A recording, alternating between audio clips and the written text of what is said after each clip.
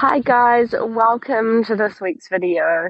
So I had a question come in asking what are my pre-flight checks? So if you aren't familiar with that term, generally pre-flight checks means what are the things that we go through before we get on to the horse. So I thought it would be great to have a chat about it while I've got Gus here, who, if you've watched any of my other videos, you would have seen that I am currently starting him under saddle. So he is just in his first rides. He's had walk and trot done, and we're about to start building up to canter. So I've just come out here, and before I pressed start on this video, we went through some of our pre-flight checks. So for me, I want to see that the horse is relaxed, in rhythm, and that they're mentally focused, that we can kind of yield in all directions, because I want to be able to have some cues for when I'm up in the saddle. So I want to know that we can go forward, that we can go backwards, that I can move their hindquarters from side to side, and that I can move their shoulders side to side. I think the shoulders often gets forgotten about, but for me, I really find that there's a lot of emotion stored in those shoulders and the neck. So when we take note and we observe what's going on in the shoulders, that's a lot of really good feedback as well. So we can play with these things however we like. So I talk about the love languages with our horses. That's where we want to be finding what works for our horse. What things do they love? Are they a type of horse that really enjoys and gets comfort out of being in a smaller area, maybe a round pen or doing circle work? Or are they a horse that they like to go out and sort of have a purpose? So with Gus here, I have done a little bit of circle work, but I've done a lot of partnership and purpose. Partnership meaning that I want to create a feeling of safety and trust with me. So you can see here that he's quite happy and he finds comfort in being in my space. So at any point, if we bring our energy up, then I want him to look to seek me out, to come back into me because he sees me as a place of safety rather than a place of pressure, which I think a lot of our horses see us as a place of pressure rather than a place of pleasure. So that's our partnership. For purpose, for him, what I've done is around the arena, I've set up a little bit of a course. So we've got a squeeze game over the back. We've got going over a cavaletti. I've got some cones laid out on the ground over the far side where we are kind of weaving backwards and forwards from side to side. We've got a trot between the cones and another big cone where we come to a stop. Then we've got an L shape that we bend through, that we go through, and then another big trot straight down to this cone, back down here. And then we can start our course again. So I'm not drilling it at all, but I'm giving him a purpose, a sense of purpose, so that he's kind of like, right, we're off on an adventure. I know where I'm going. I've got a task at hand. And for a lot of horses, they really find enjoyment in that rather than just going around in mindless circles. So that's our purpose and our partnership.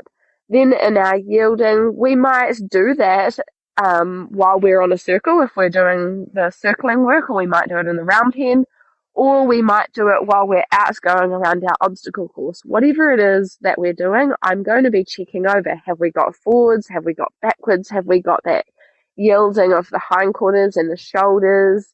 What do I see in there? Is there tension? Does that survival brain flick into gear where we've got freeze, flight, or fight? And then how can I bring them back to a place of calm but with energy so that we can have a little bit of activation while we go for our trot or while we do our exercises, but do they stay fairly relaxed and in their thinking brain while we're doing it? Or are they switching into that survival place?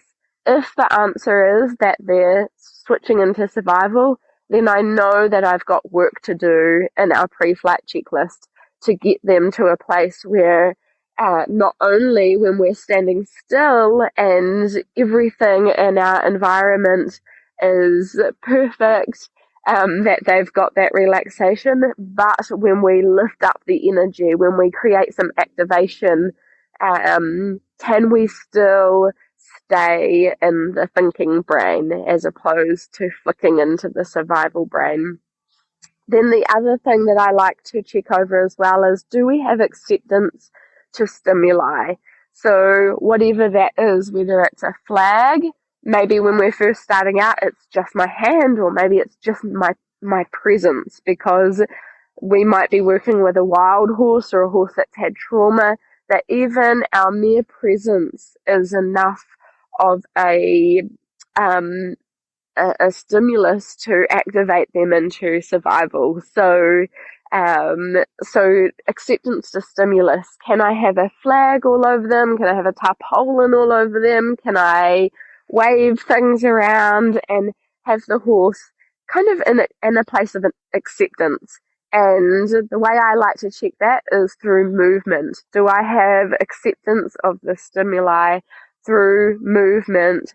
And then, as a result, when we are in stillness, I think sometimes when we just do what's often called desensitization, we really do desensitize them. We can easily shut them down and then teach them to dissociate when we do a lot of the work just standing still, because they go internal, they shut down, and they take their mind somewhere else.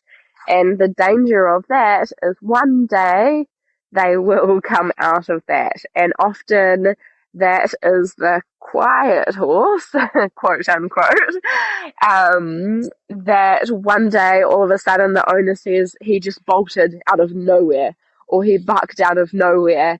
But really there were these tiny little warning signs, these little red flags that led up to that point. So that's sort of the outline of the pre-flight checklist that I like to go through. And you can see within that, it gives us a lot of space to be able to mold that to each particular horse. But if we have that as a guideline, then by the time we come to thinking, okay, we've got all of those things sort of checked off, now I can look at getting on. So I was pretty happy with where Gus was just before when we went through our pre-flight checklist. So now I'm about to get on. I hope you enjoyed this little chat about the pre-flight checklist. And as always, if you have any questions off the back of this, or if you have any other questions, please send them through to me. Thanks for listening, guys.